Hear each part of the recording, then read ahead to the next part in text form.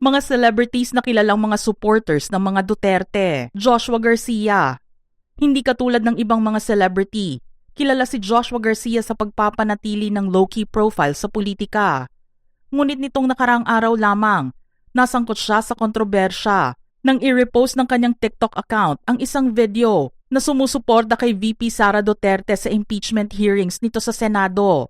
Sa kabila ng pagtatanggol sa kanya ng kaalyado ng mga Duterte na si Harry Roque, umani ng matinding pambabatiko si Joshua mula sa mga netizen at tagahanga ng ABS-CBN. Sa huli in-unfollow niya sina VP Sara at Senador Alan Peter Cayetano sa Instagram upang tumigil ang issue. Sinasabi naman ng iba na damage control ito para mapangalagaan ang kanyang imahe at karera. Aiko Melendez. Mananatiling matatag ang suporta ni Quezon City 5th District Councilor Aiko Melendez sa pamilya Duterte at kay Vice Presidente Sara Duterte. Ayon sa kanya, matagal na ang kanyang katapatan sa pamilya, kaya umiiwas siya sa mga personal na away politika upang makatutok sa tunay na paglilingkod.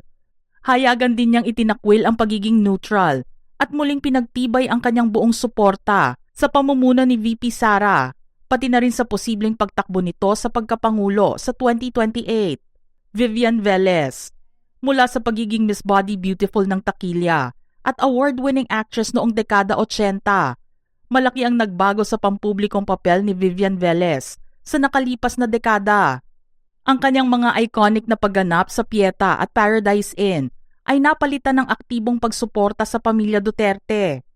Hindi rin nagtapos sa public endorsement ang kanyang suporta kay dating Pangulong Rodrigo Duterte dahil formal din siyang sumabak sa serbisyo publiko bilang Director General ng Film Academy of the Philippines o FAP. Mas lalo pang tumibay ang kanyang posisyon sa politika nang hirangin siyang Vice President for NCR ng PDP, ang partidong nagdala sa administrasyong Duterte. Robin and Mariel Padilla.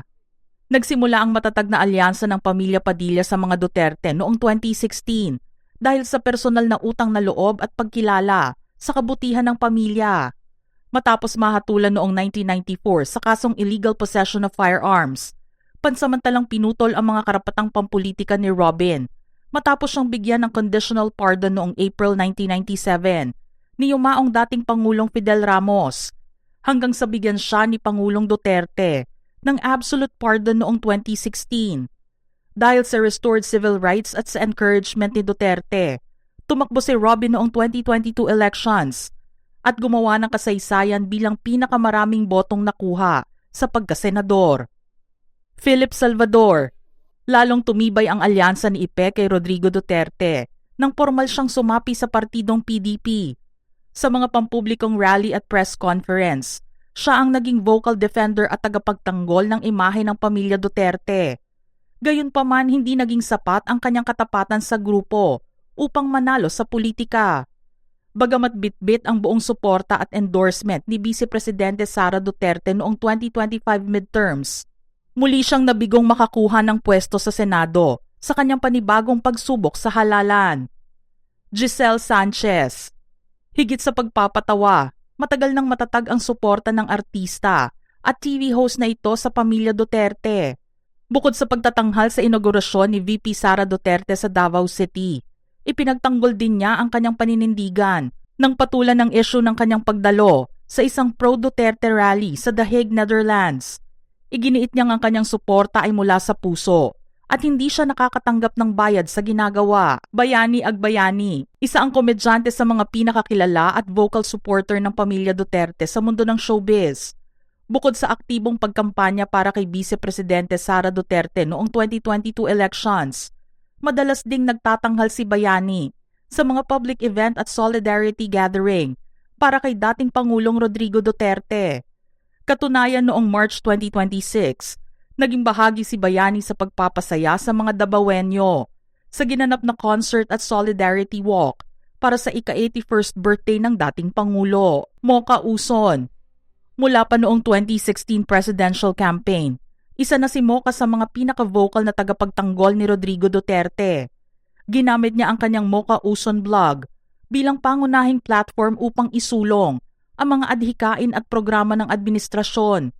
Ang kanyang matatag na suporta ay nagbukas ng pinto para sa mga pwesto sa gobyerno tulad ng sa MTRCB, PCOO o Presidential Communications Operations Office at bilang Deputy Executive Director ng OWA.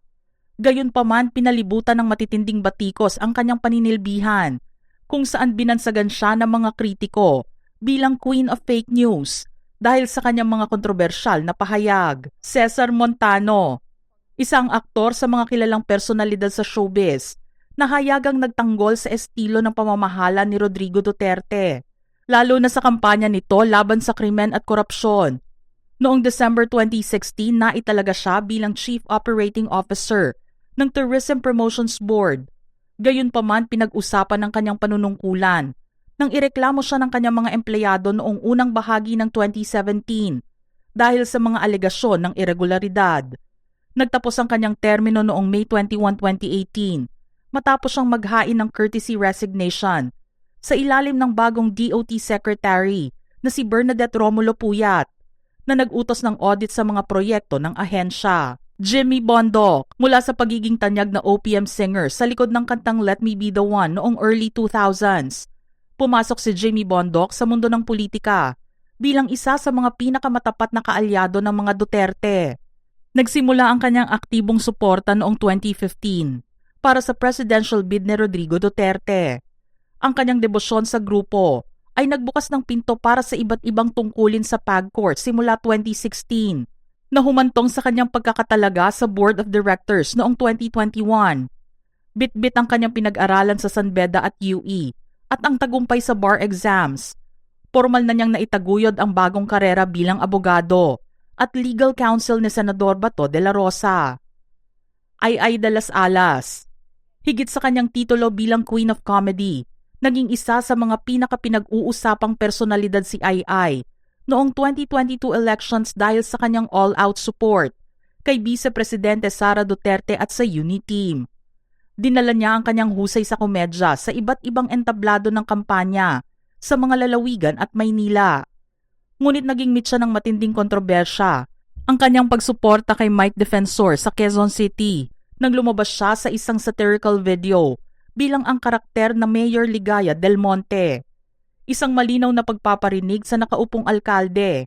Ang naturang parody ay nagdulot ng matinding pambabatikos at nag-udyok sa Quezon City Council na ideklara siyang persona non grata noong June 2022. Richard Gomez and Lucy Torres Gomez, kabilang ang mag-asawang Richard at Lucy, sa mga pinakaprominenteng personalidad sa politika ng Leyte na naging malapit na kaalyado ni dating Pangulong Rodrigo Duterte.